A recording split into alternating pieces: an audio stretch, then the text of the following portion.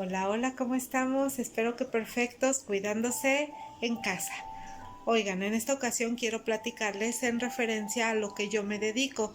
Voy a agradecer profundamente que compartan este video con toda la gente que crean que le pueda ser de utilidad, que ya estén en edad próxima a pensionarse y que necesiten hacer su proyecto de pensión para poder tomar las mejores decisiones. Recuerda, si estás en el extranjero, no dudes en contactarme. Si es que cotizaste en algunos años al IMSS o al ISSSTE, no sobra investigar qué es a lo que tienes derecho o si tienes cuentas por recuperar. Muchas gracias. Hola, hola, ¿cómo estamos? ¿Qué tal va la cuarentena? Oigan, en esta ocasión les quiero platicar un poco en referencia a lo que yo hago en mi trabajo, que son pensiones IMSS e ISSSTE. Soy asesor legal en pensiones, por lo tanto, les quiero informar las bases o los puntos más básicos para determinar si este es o no el mejor momento para pensionarte, ¿ok? La pregunta que regularmente me hacen es: ¿cuánto voy a recibir de pensión? Bueno, pues te voy a platicar que esto depende de hacia qué instancia estés cotizando, ya sea el IMSS o el ISSSTE, y va a depender también del régimen de ley que tú tengas. Es decir, si en el IMSS, por ejemplo, eres ley 73, bueno, pues vas a requerir cuando menos 500 semanas. Te van a tomar en cuenta para la base de cotización de la pensión, que no es lo mismo que ya tener el resultado de la pensión. Simplemente la base de cotización se va a tomar los 5 años últimos que tú hayas cotizado para sacar un salario diario promedio. En base a esto va a depender de las veces que quepa la UMA, la unidad de medida, en ese salario para determinar qué factor va a ser tu base de cotización, para de ahí determinar en base al número de semanas si te aumentan un poquito más todavía, si es que tienes más de 500 semanas. Y otro punto importante, la edad, entre 60 y 65 años. Vamos a tomar en cuenta que del resultado de esa cotización que se te haga, se va a determinar qué porcentaje vas a recibir. Si tienes 60 años, el 75%, y así va a subir un 5% hasta los 65 años, que es el 100% de esa cotización. Más no quiere decir, que es una confusión muy común que la gente tiene: bueno, mi pensión va a ser en base al salario de los últimos 5 años. No, recuerda que eso es únicamente para determinar una base, y de ahí voy a tomar en cuenta las semanas excedentes. Y de ahí hay otro tema importante, que es la vigencia de derechos. La vigencia de derechos es que tú, cuando menos del tiempo que hayas cotizado, cuando menos tienes el derecho al reclamo de pensión. Del tiempo que tú hayas dejado de cotizar, vas a tener tu vigencia de derechos, que eso es algo muy importante. ¿Qué pasa si yo dejé de cotizar hace más de 10 años o hace más de 12 años y solo cotice 30 años? Pues bueno, hay que verificar si está vigente o no, que nos conserva la vigencia de derechos para el reclamo de una pensión.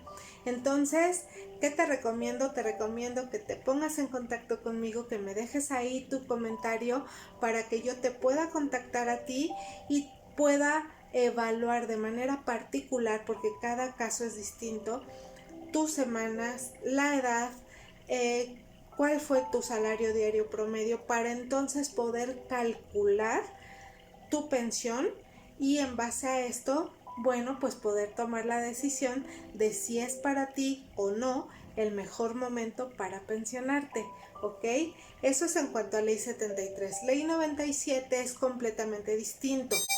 En el caso de ley 97, que esto es a todos los trabajadores que hayan comenzado a laborar posterior a julio de 1997, entonces ahí todo lo que se acumule en tu cuenta de Afore va a ser para tu retiro. Es decir, si tú tienes lo suficiente para contratar una renta vitalicia, que al día de hoy es aproximadamente 1.600.000, 1.800.000 pesos, tendrás el derecho a una pensión contratándola con una aseguradora.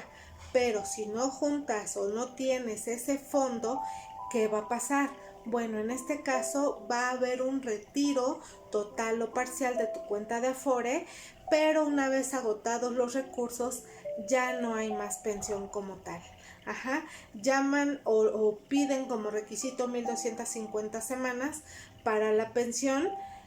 Sin embargo, en realidad se va a basar en tu cuenta de Afore, más que en tu tiempo cotizado y más que en el resto de los factores que en la otra ley sí influyen. ¿Por qué? Porque en este caso va a ser concretamente en base a lo que tú tengas en tu cuenta de Afore. Si tienes la edad, si tienes el fondo suficiente, puedes contratar una renta vitalicia. De no ser así, entonces tendrás que optar por el retiro total de recursos y buscar qué hacer con ese fondo para respaldar tu vejez. ¿Qué pasa en el ISSSTE? En el ISSSTE igual. Hay dos opciones de retiro, las cuales tú ya debiste haber tomado la decisión para saber si te vas por décimo transitorio, que es el tradicional, y cuentas individuales, que esto es en base a todos tus años que hayas cotizado, te van a dar un bono para compensar el tiempo que tú ya cotizaste. Ese bono va a determinar un monto, y si ese monto es suficiente para contratar una renta vitalicia, entonces se te va a dar la opción. En caso de que no sea así, igual tendrás que esperar hasta los 60 o 65 años para recibir la negativa para el retiro de los recursos de la Afore. En el caso de décimo transitorio, esto va a ser en base a tu último año cotizado, es decir, el salario que tú tengas registrado, pero ojo, la base. ¿Por qué? Porque muchas veces me dicen, oye, pero es que yo tengo de salario base tanto, pero mis compensaciones es tanto más. No, en este caso para derechos de pensión no se va a tomar en cuenta más que el básico, ¿ok? Bueno, pues espero que te surjan muchas dudas. Recuerda, cada caso es independiente. ¿Y qué recomiendo? Te recomiendo que contrates los servicios de un asesor legal, como estoy a tus órdenes. ¿Por qué? Porque esa persona va a poder ver de manera detallada tu caso y en base a eso te va a poder dar un proyecto real de pensión. Ahora, ¿qué pasa en el IMSS y el ISSSTE? Pasa lo siguiente: hay errores en historiales laborales, hay veces que tenemos 2 o 3 números de seguridad social, y sobre todo puede ser que en mis documentos personales tenga algunos errores. Igualmente todos esos aspectos los vemos nosotros, los asesores en pensiones. Ahora, ¿qué sucede? Hay más tipos de pensiones. Hay también pensiones por sobrevivencia. Esto es cancelado, pero si el trabajador llega a faltar, entonces va a cubrir a las personas o familiares en línea directa que le sobrevivan. Esto es esposa e hijos, preferentemente a falta de estos padres. O de hijo sin necesidad de ningún vínculo matrimonial. Entonces, para esto también es importante que se acerquen, que pregunten, que se informen.